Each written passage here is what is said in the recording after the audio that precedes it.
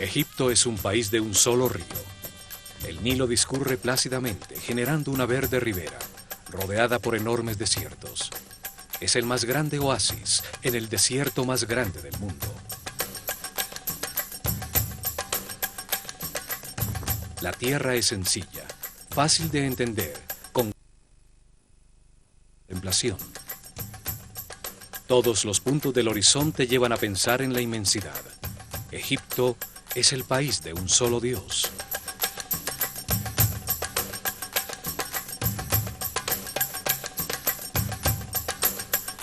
Allí, durante miles de años, se gestó una civilización que vivió en paz y armonía, sin salirse de sus límites naturales para tratar de imponerse a otros pueblos, dedicada por completo al perfeccionamiento espiritual. La imagen que se ha construido de esta civilización apenas deja ver la luz de sus logros. Su lenguaje escrito permaneció incomprendido por milenios. Solo se ha decodificado su nivel más básico, el de los símbolos que representan a los sonidos del lenguaje. Existen niveles superiores, con símbolos que transmiten conceptos, no sonidos. Estos no han sido descifrados todavía. Las traducciones solo se basan en la parte fonética, o en el mejor de los casos, se interpretan de acuerdo a las creencias de los traductores. Los que creen que eran unos bárbaros primitivos llegan a un tipo de interpretación, y los que creen que eran una avanzada civilización basada en lo espiritual, poseedora de tecnologías incomprendidas, llegan a otros totalmente distintos.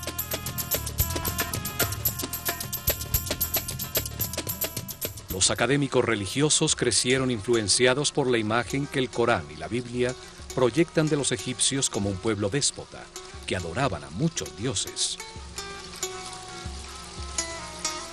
Por esta razón, cristianos, judíos y musulmanes no han podido reconocer que Egipto fue una de las fuentes que alimentó las raíces de sus propios credos.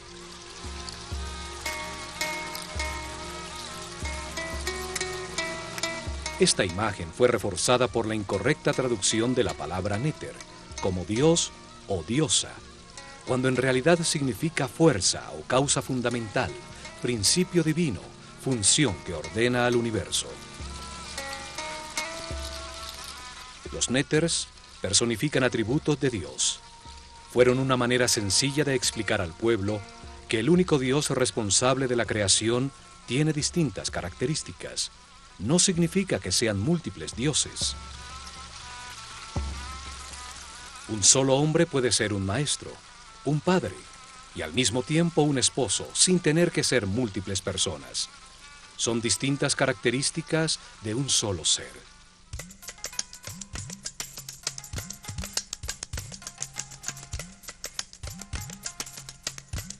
Para muchos historiadores, la civilización actual representa el momento de máximo progreso del hombre sobre la Tierra. Esta creencia también ha contribuido a proyectar una imagen equivocada de Egipto, porque no aceptan la información que la pueda poner en duda.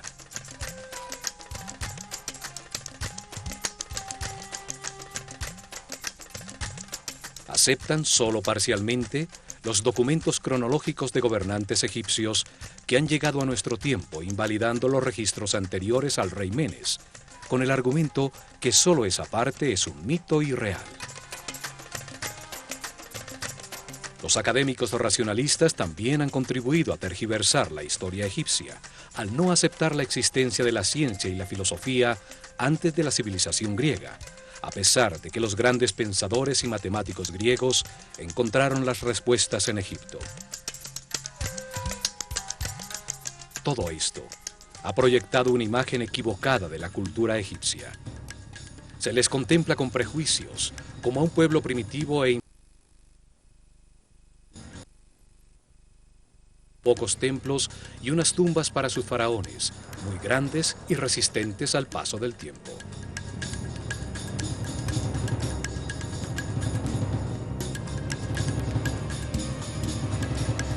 Estos programas buscan reexaminar su cultura, redescubrir sus templos para conocer las verdades talladas en sus muros, abrir una puerta a su concepción de la realidad, con una mentalidad libre que permita ver más allá de los mitos en los que los tenemos sepultados.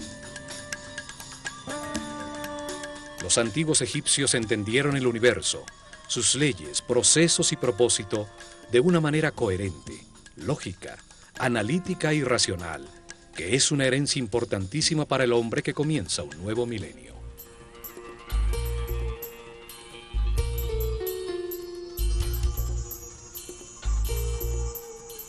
Nueva información comienza a salir a la superficie.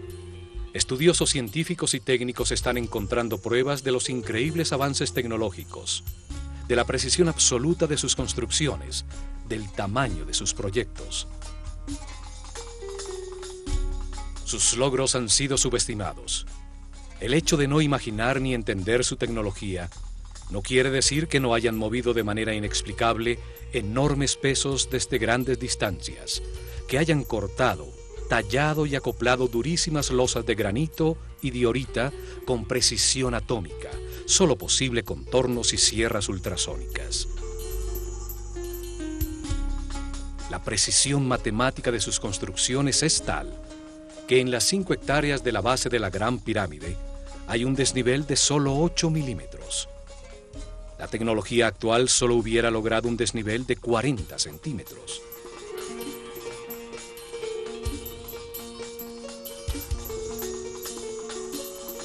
Su sistema de medidas, basado en el hombre, dejó constancia exacta de las medidas del planeta, de los movimientos del sistema solar en la galaxia. Importantísima información sobre los ciclos cósmicos que determinan cataclismos periódicos no puede quedar relegada como un mito. Esta herencia forma parte de nuestro anciano futuro. Lo encontrado hasta ahora muestra de manera evidente que manejaron conocimientos avanzadísimos en todos los campos de las ciencias, el arte, la filosofía y la religión.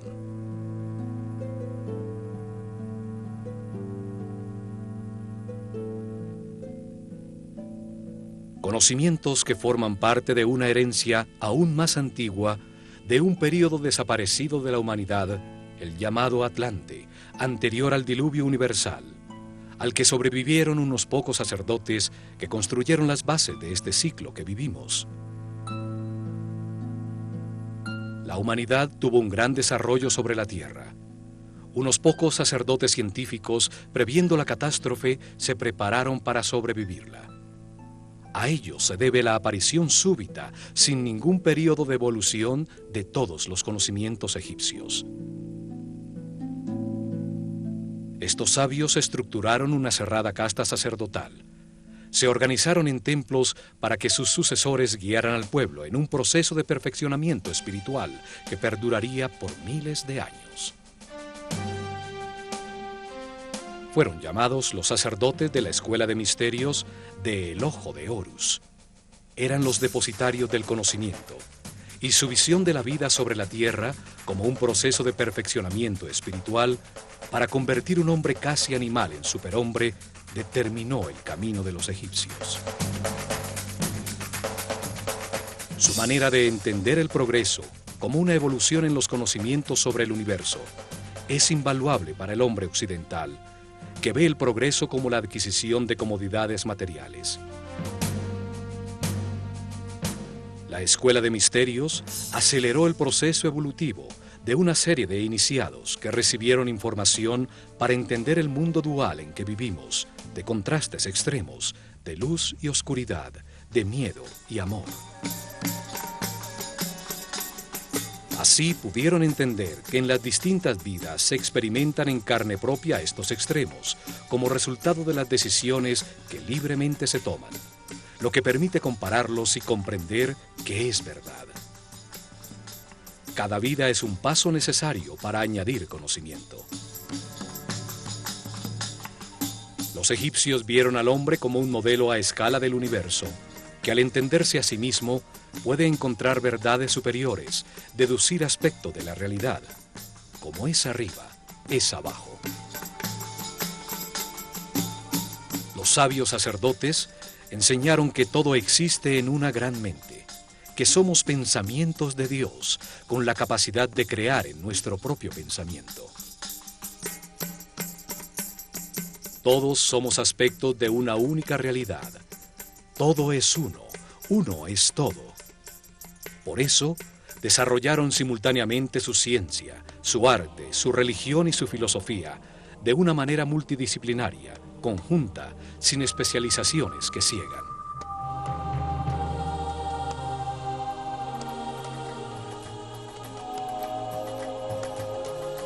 Vieron la creación como un acto consciente de un único Dios. Se estudiaron a sí mismos para buscarlo, encontrando que tiene distintas características a las que dieron un nombre y un símbolo para poder comunicarse con claridad.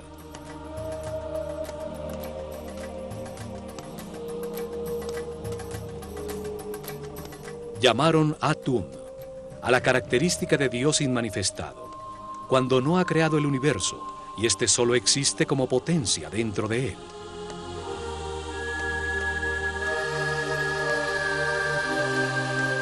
Llamaron Ptah, la característica creadora de Dios que al manifestar su voluntad da lugar al universo.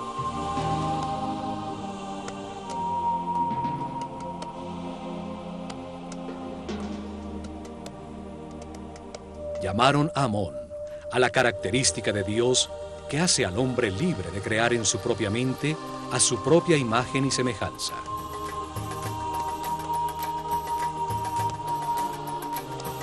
Desde esta concepción dieron lugar a la flor de la vida, los movimientos sagrados de Dios que veremos en este programa cuando visitemos el templo de los Sirión en Abidos.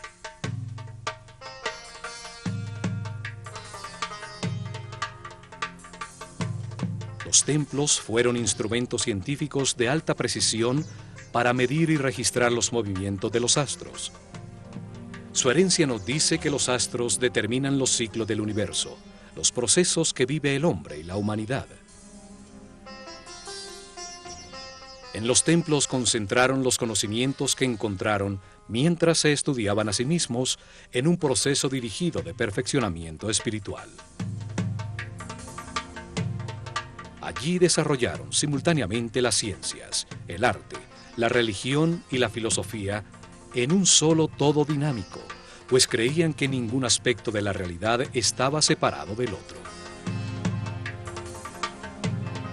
Alrededor de los templos, guiada por seres muy evolucionados espiritualmente, creció una de las civilizaciones más incomprendidas y más avanzadas sobre la Tierra. Es hora de recuperar nuestra herencia.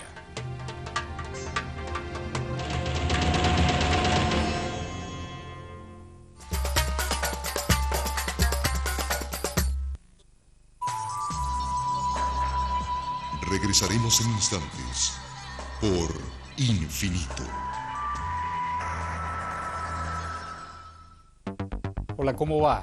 Y cuando nos encontremos en el especial de Zona Infinito, las almas gemelas. Cuando nos encontremos, Brian Weiss. El regreso a las vidas anteriores. Cuando nos encontremos, Brian Weiss en la Argentina, en la pantalla de Infinito. Especial de Zona Infinito con Brian Weiss. Una nueva emisión, el sábado 8, por Infinito. A veces los científicos en su arrogancia comienzan a pensar que pueden crear la molécula perfecta de ADN, que pueden crear el origen. Las mentes más evolucionadas de nuestro tiempo nos sitúan más allá de la nueva era. Hemos llevado al planeta al borde de la destrucción. Una producción propia y exclusiva. Jamás me he llamado sanadora, porque solo ayudo a tomar conciencia. Más allá de la nueva era. Los lunes, en Infinito Alternativo. ¿Cuánto espacio crees que ocupe el lavado en tu vida? Por eso Skip desarrolló el nuevo polvo con sistema biotérmico que elimina las manchas difíciles aún en agua fría.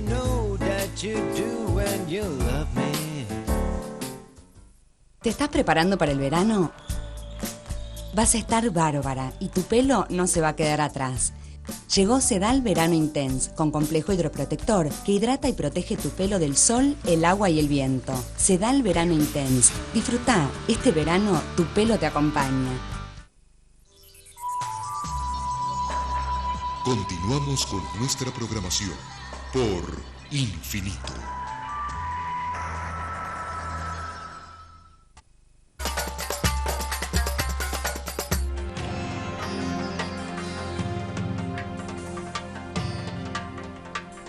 La herencia de su civilización, su visión del universo, está resumida en unos pocos símbolos, sabiamente escogidos entre los elementos de su realidad.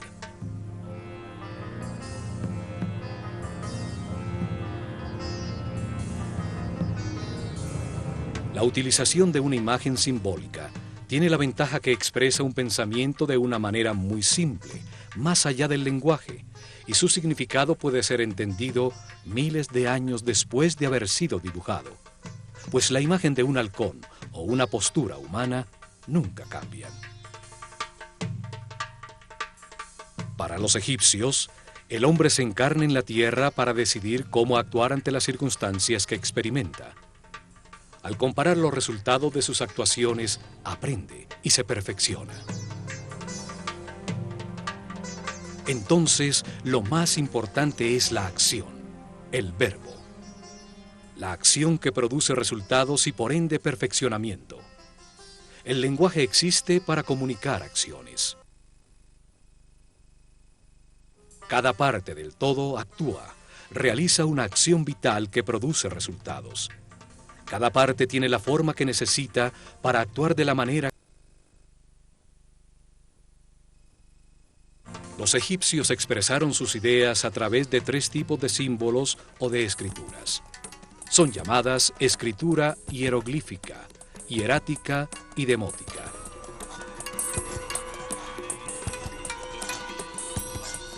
El primer tipo de escritura utiliza imágenes muy simples, llamadas hieroglifos. Hieros significa sagrado y glifos significa imprimir. Así llamaron los griegos escritura sagrada a las tallas simbólicas egipcias.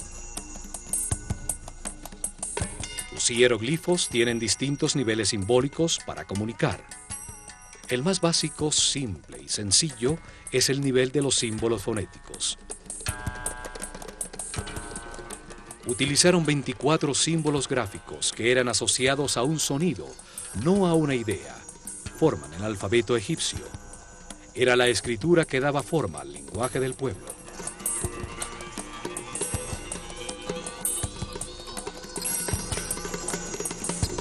Son el primer alfabeto utilizado por el hombre, del cual se derivaría el alfabeto fenicio, y de este, el alfabeto griego.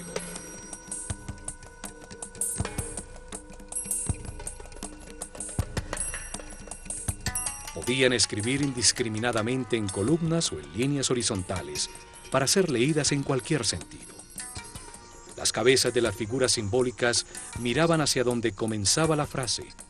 Así marcaban la dirección en que debían ser leídas.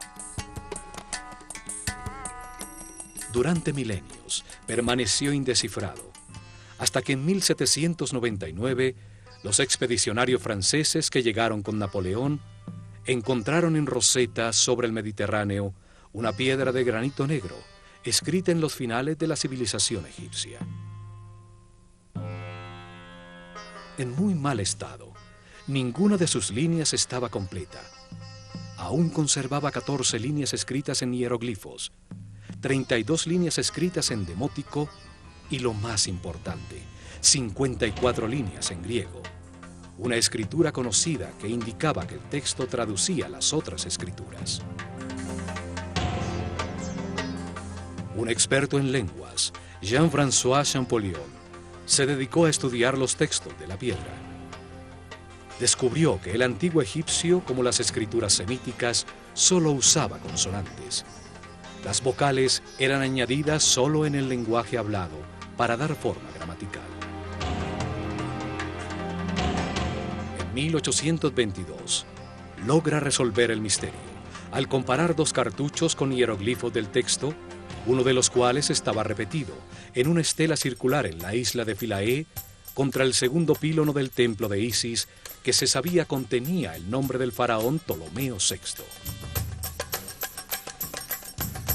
Los cartuchos hieroglíficos con los nombres de dos de los últimos faraones egipcios, Ptolomeo y Cleopatra.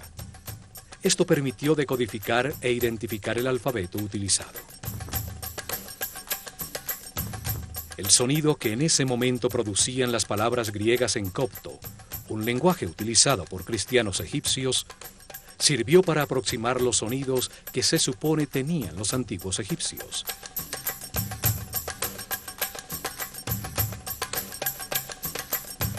Así se logra descifrar el primer nivel con los 24 símbolos tallados hace miles de años. El nivel de su escritura, que solo utilizaba los símbolos fonéticos, no ideas.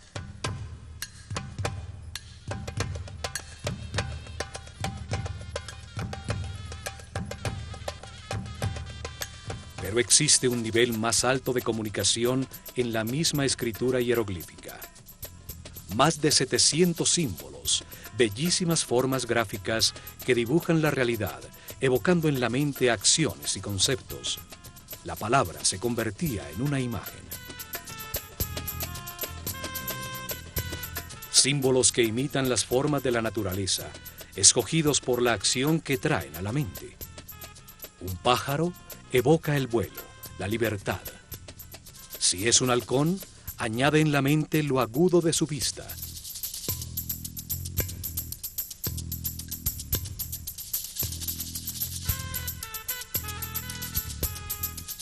La figura de un ojo comunica la acción de ver. Cada símbolo está diseñado para revivir las experiencias que su forma le produjeron en la vida.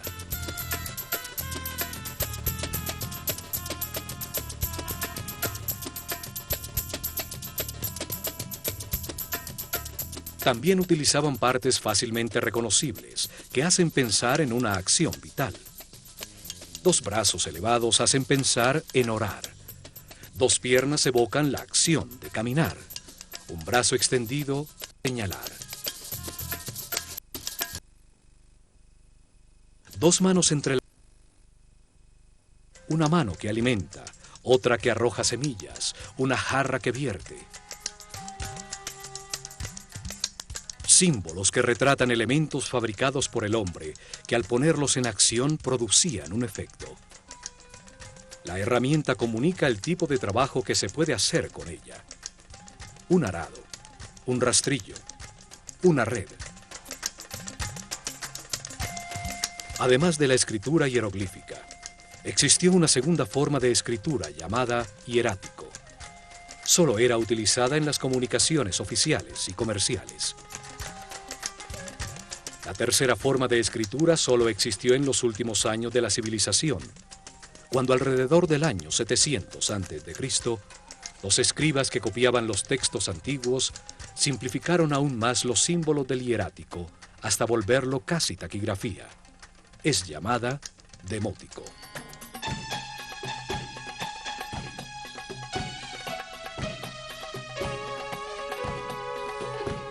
Nuevas interpretaciones están saliendo a la luz que permiten entender que los mitos y los símbolos utilizados por los egipcios son solo una forma fácil de comunicar conocimientos, de expresar conceptos sobre la realidad. Al convertir las ideas en historias, se facilita su entendimiento. Los sabios sabían que suministrar información sin que sea comprendida es un ejercicio inútil.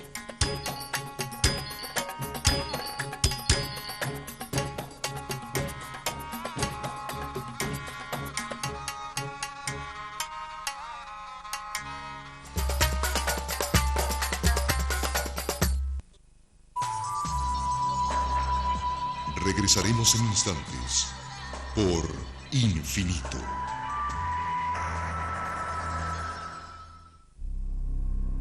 Los seres del más allá y su singular encanto. Continuamente nos están asustando, nos tocan los hombros, voltea uno a mirar, no hay nadie. Apariciones, ruidos, pasos que se pierden en la noche y presencia de seres desencarnados, o sea, espíritus sin cuerpo físico. Anímese a recorrer los lugares embrujados más inquietantes de Latinoamérica. Las más sugestivas Casas Encantadas, parte 2. Una producción propia y exclusiva. Este sábado, en Infinito Original. Tenían 3 dedos. 3 dedos. Ellos usaban un instrumento como de metal.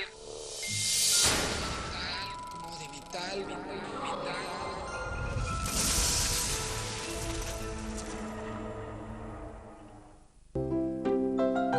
Apenas abre los ojos, ya está descubriendo todo lo que lo rodea. Es el comienzo de un día intenso.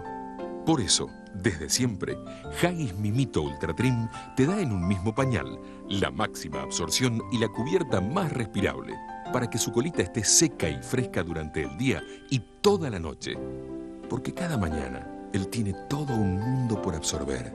¿Puede un pañal hacer más feliz a tu bebé? Haggis, bebés felices.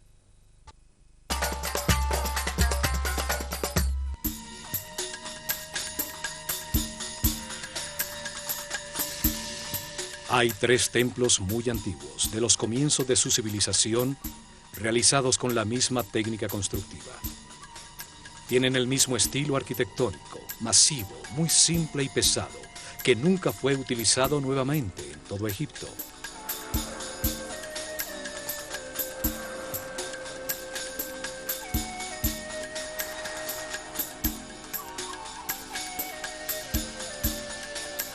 Dos se encuentran en Giza, el templo de la Esfinge, construido exactamente frente a ella, y a su lado sur, el templo del Valle, en ese momento frente al Nilo.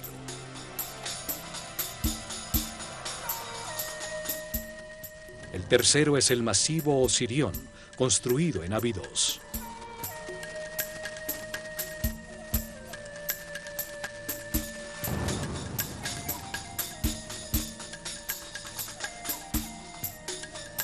Los 2 templos de Giza están construidos con enormes bloques que retiraron para darle forma al cuerpo de la Esfinge. Solo estos templos en todo Egipto utilizaron unos bloques tan enormes, una forma masiva, ciclópea, cerrada totalmente hacia el exterior por enormes muros de piedra, con 2 accesos simétricos frontales hacia el exterior. El peso promedio de los bloques utilizados en su construcción es de 50 toneladas. Debían poseer una técnica constructiva que facilitaba la utilización de bloques tan grandes como una casa.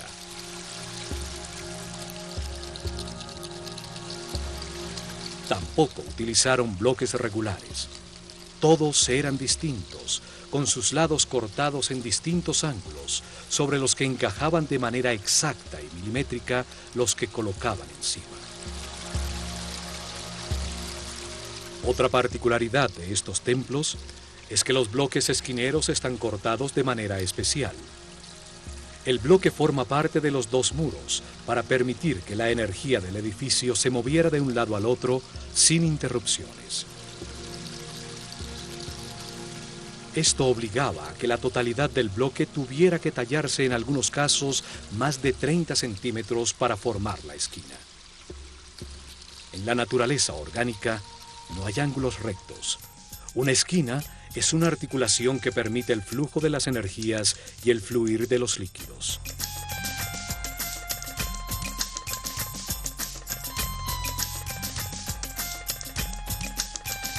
Estos templos tenían un salón central, con una cubierta de piedra sostenida por gigantescas columnas colocadas simétricamente. Formaba una gran terraza superior que dominaba toda la planicie.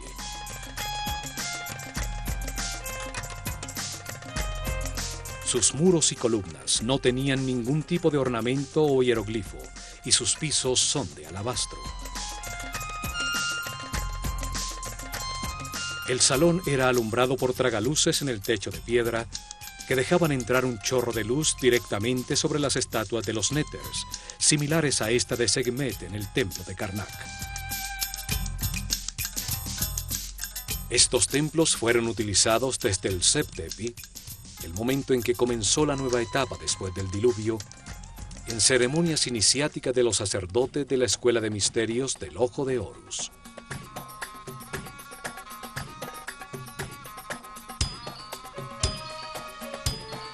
Los días del equinoccio, sobre la terraza del templo, a la altura de los ojos de la esfinge, se colocaba la barca de oro.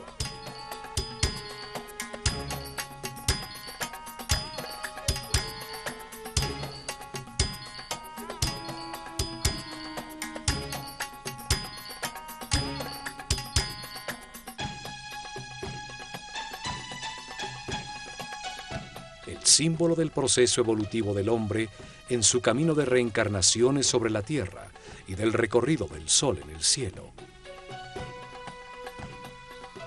A su alrededor se realizaron las ceremonias mientras la esfinge contemplaba la salida del sol en el horizonte frente a ella y en las noches la aparición de las estrellas de la constelación de Leo.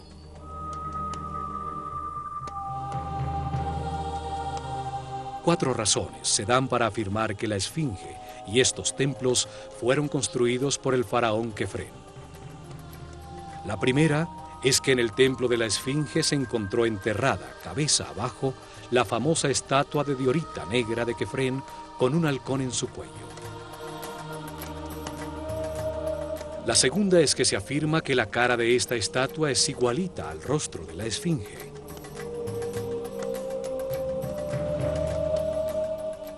Encontramos que sus facciones son muy distintas a las de Kefren. La tercera es que entre los brazos de la esfinge se encontró una estela tallada por Tutmosis IV, que en una de sus líneas tiene la sílaba Kef, a pesar de que la misma estela afirma que la esfinge estaba allí desde el comienzo de los tiempos, el Seb-Tepi. La cuarta es que por todo esto a Kefren se le atribuye también la construcción de la pirámide central de Giza, que tenía adosado a su fachada un templo que estaba unido por un camino cubierto de 500 metros al llamado Templo del Valle.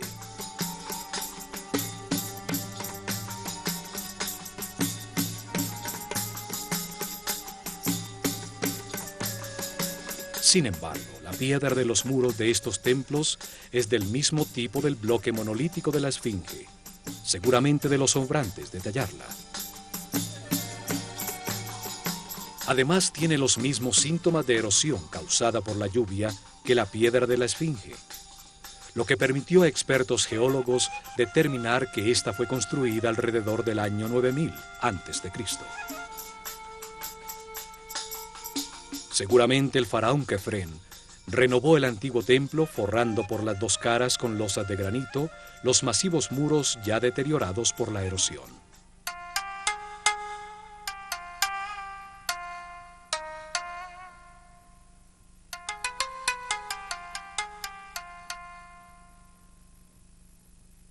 Los antiguos dividieron la parte verde habitable de Egipto en dos grandes zonas con distintas características definidas por la forma del mismo río Nilo. El delta, cuando el Nilo se abre para llegar al Mediterráneo, forma un valle fértil. Es llamado el Bajo Egipto. Su símbolo hieroglífico es una abeja, y el faraón ciñe una corona roja para mostrar su autoridad en esta zona. El larguísimo y estrecho corredor verde a ambos lados del Nilo, en su recorrido desde la frontera con Nubia hasta el sitio donde comienza el delta, es llamado el Alto Egipto. Es simbolizado en su escritura por un arbusto, y el faraón ciñe una corona blanca que representa su poder sobre ese territorio.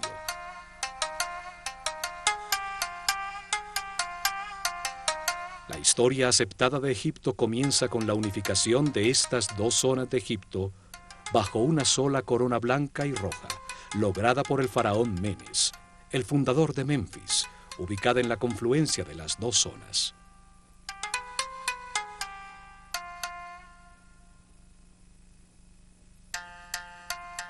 En Abidos, al sur, en el Alto Egipto, existen dos templos, uno al lado del otro.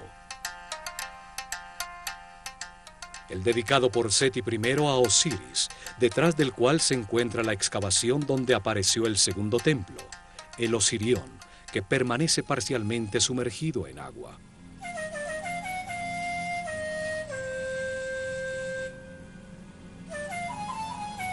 El nivel freático impidió los trabajos de restauración, pues el agua fluía dentro del templo más rápidamente que lo que las bombas podían sacarla. Se estima que fue construido en la cima de una colina alrededor del año 9000 a.C., cuando el nivel freático y la superficie del Nilo estaban 10 metros más abajo. Fue el primer templo en Egipto dedicado a explicar la vida como parte de un camino de reencarnaciones sucesivas que permiten ir adquiriendo información sobre el universo, evolucionando de la ignorancia a la sabiduría. Su masiva arquitectura sin ningún tipo de jeroglifos, con losas y piedras supremamente pesadas y de corte muy grande, es muy similar a los templos frente a la Esfinge. Enormes bloques irregulares, todos distintos entre sí, con cortes que asombran por su precisión, juntas de construcción y exactitud de ensamblaje.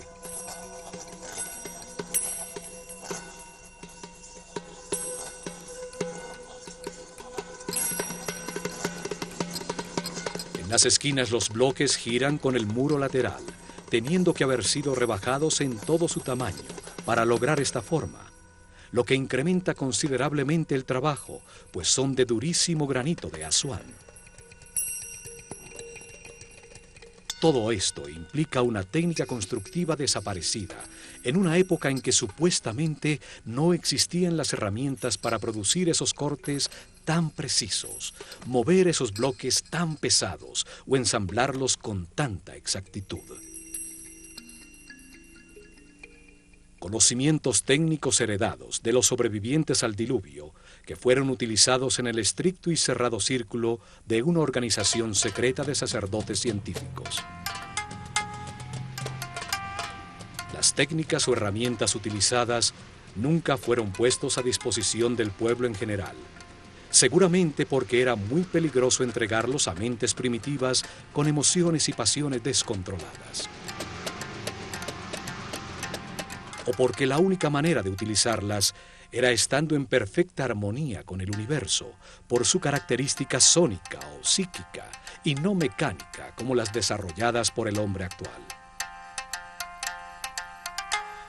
El templo tiene una forma rectangular con una plataforma rodeada de agua, elevada en su centro, a la que se accedía por escalinatas a lado y lado, ahora difícilmente visibles por el agua. Su forma simboliza el montículo original que emergió cuando las aguas se replegaron, después del diluvio universal, donde desembarcaron los sabios para comenzar la nueva civilización en Egipto. Este templo conmemora el Seb Tepi, el tiempo para dar comienzo a una nueva civilización dedicada al perfeccionamiento espiritual. 10 masivas columnas de piedra, cada una cortada de un solo bloque de granito rojo, con un peso mayor a 100 toneladas, soportaban unos masivos pórticos sobre los que se apoyaba un techo de piedra. Alrededor del canal de agua, 16 santuarios albergaron en su momento a los símbolos sagrados. Hoy se encuentran sumergidos en agua estancada.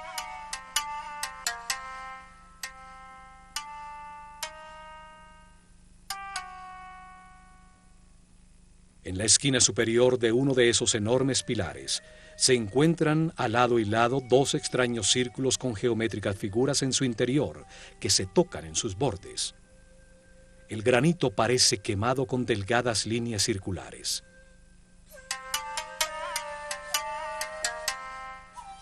Se trata de la flor de la vida, un símbolo de geometría sagrada egipcia que muestra los movimientos iniciales de Dios para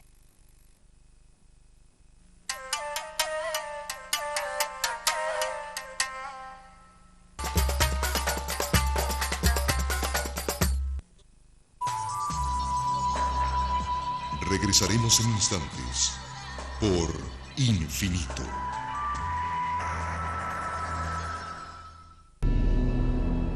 Lo definen como un símbolo de paz y amor, pero lo defienden con guerras.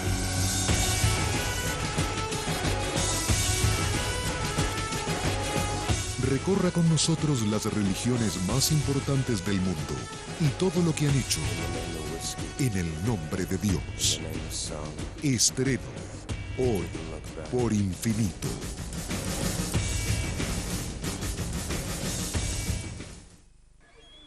Mientras muchos se esfuerzan por lograr un cambio en su vida, otros lo obtienen sin buscarlo.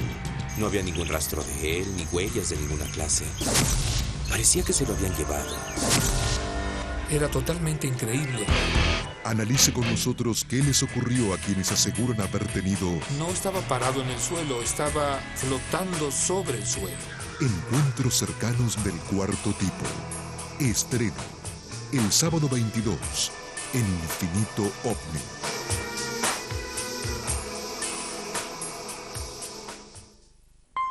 ¿Cuánto espacio crees que ocupe el lavado en tu vida?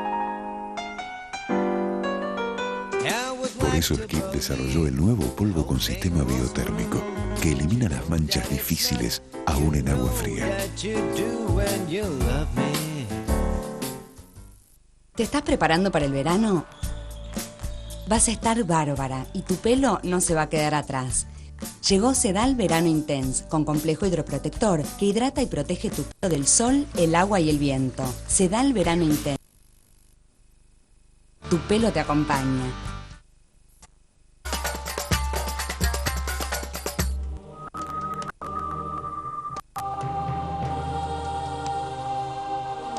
La flor de la vida es un símbolo esotérico egipcio que describe la geometría sagrada que dio lugar al universo y que determina los procesos naturales, como la mitosis o el movimiento de los soles y los planetas.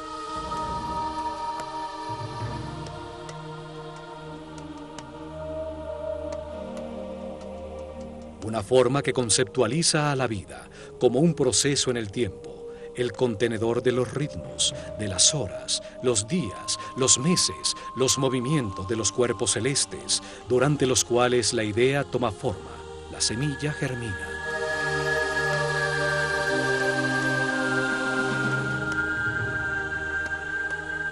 La flor de la vida representa el momento en que Dios activa su voluntad, cuando despierta su conciencia para animar el universo, cuando abandona el estado de reposo, de no yo, de no ser, de vacío y oscuridad.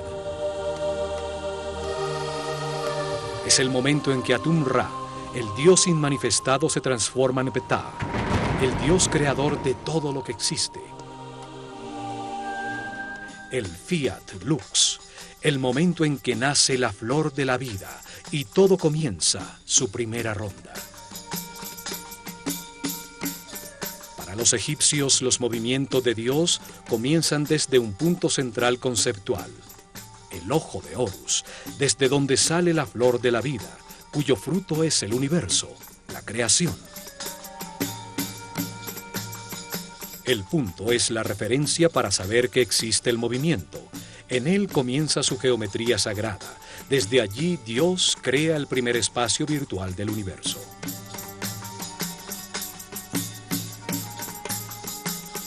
Lo hace proyectándose hacia afuera, como un punto que avanza hacia adelante, repitiéndose a sí mismo, formando una línea recta, la forma masculina.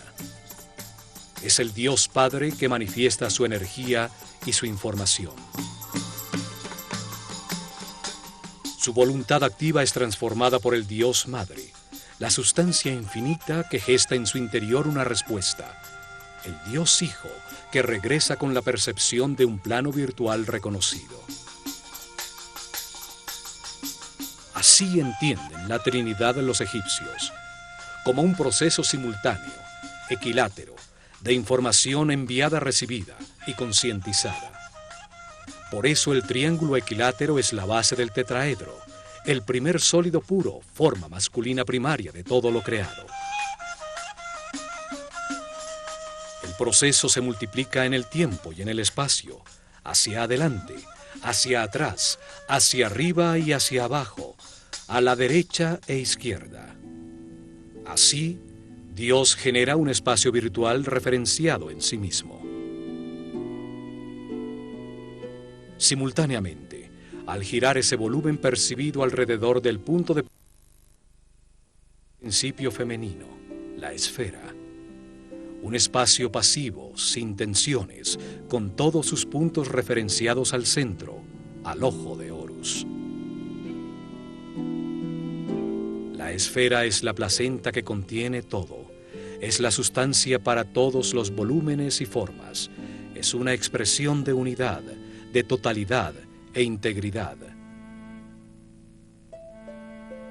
Ninguno de los puntos en su superficie es más importante que el otro, y a todos se llega de igual manera desde su centro de fuerza-energía que los origina a todos.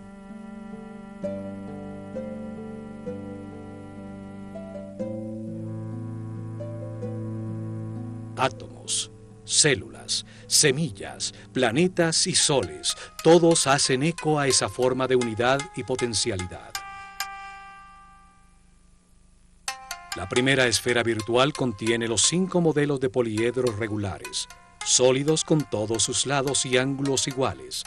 Son llamados los sólidos platónicos, en homenaje a Platón, quien aprendió la flor de la vida de maestros egipcios.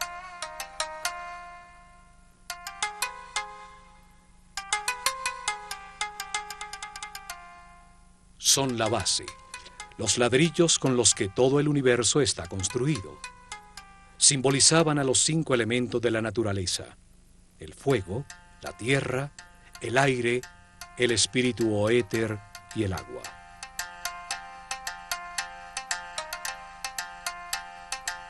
Así Dios comprendió, creó y percibió, desde su centro de fuerza y energía, el primer espacio finito que simboliza a la tierra dentro del infinito, el cielo. La Biblia nos dice que en el principio Dios creó el cielo y la tierra. La tierra estaba informe y vacía. Las tinieblas cubrían la superficie del abismo y el Espíritu de Dios se movía entre las aguas.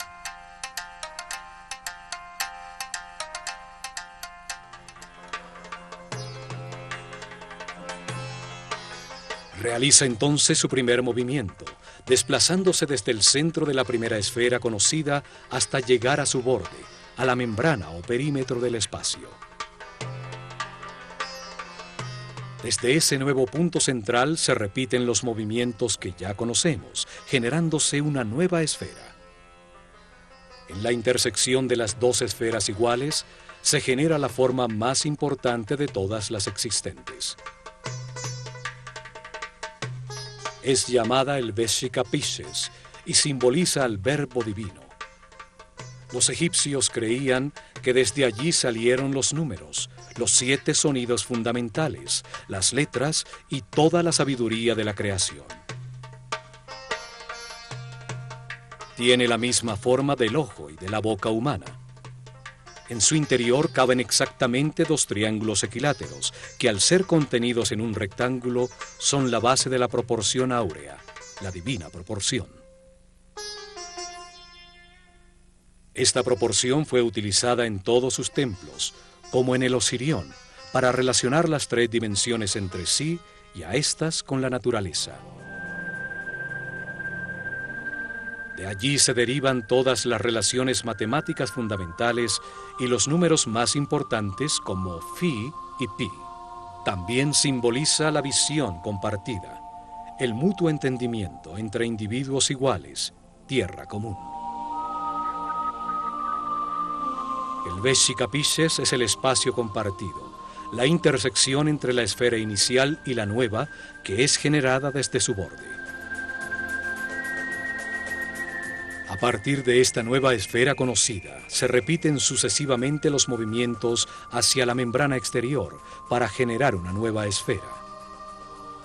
Cada una de ellas es una nueva dimensión, un nuevo sonido en la escala musical, un nuevo color en la escala cromática. Así se van construyendo 4 esferas, 5 esferas, 6 esferas, y en ese momento se llega a la 7ª y última esfera, con la que se cierra el primer ciclo y se completa la semilla de la vida.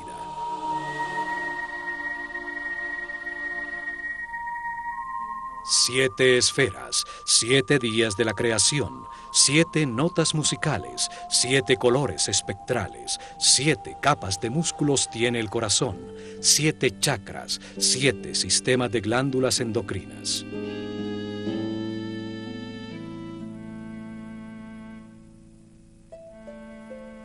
Este patrón geométrico se repite infinitamente, es la base de todo lo que existe. Siguiéndolo, la naturaleza hace crecer las flores, construye una a 2, a 4, a 8 células primarias, y así el cuerpo humano o las galaxias. Al expandirse como una eterna espiral, va generando nuevas esferas. En la tercera ronda de giro se completan las 19 esferas que conforman la flor de la vida. Este patrón geométrico toma la forma de una flor y es al mismo tiempo un proceso eterno. Contiene las armónicas musicales, las escalas de la luz, los patrones de crecimiento de los tejidos vivos.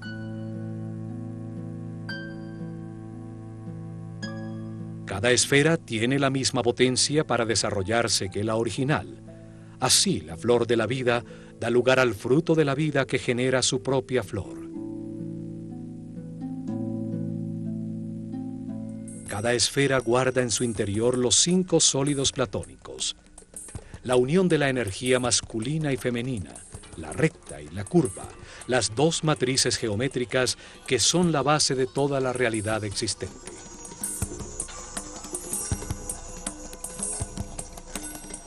Los sólidos platónicos equiangulares y equiláteros conectan los centros de todas las esferas. Así aparece el tetraedro, el cubo, el octaedro, el icosaedro y el dodecaedro.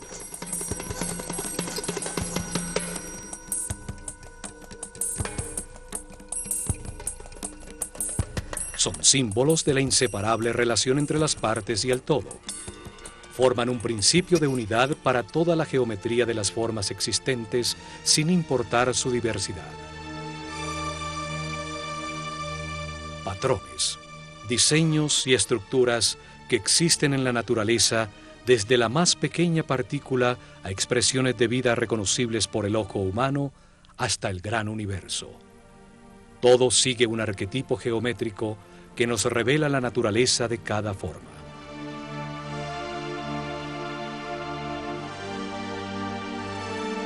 La flor de la vida revela que todo está conectado, que es inseparable y que es una unidad.